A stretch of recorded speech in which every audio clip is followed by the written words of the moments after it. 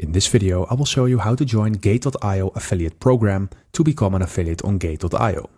So first of all, open up your app and from the Home tab, go ahead and click on the profile icon at the top left. So let's go ahead and do that.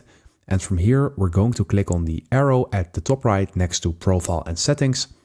And in here at the bottom, above Switch Account, we see Affiliate Program. So let's go ahead and click on this. In this section, we are in the affiliate program of Gate.io, and from here it's actually pretty straightforward.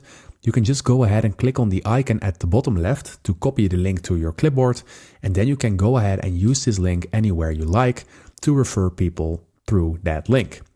Once they register through that link, you will get a 40% commission and up to 500 USDT. So you can also click on the blue Invite Friends button, and then you can directly send an invite to people through popular social media platforms. So as I already said, it's really straightforward and it's also simple. If you want to use the affiliate program of Gate.io, you can either invite friends through social media directly through the app, or you can just use the personal link. So that is it for the video. I hope this video helped you out. Please leave a like and consider subscribing, and then I'll see you in the next one.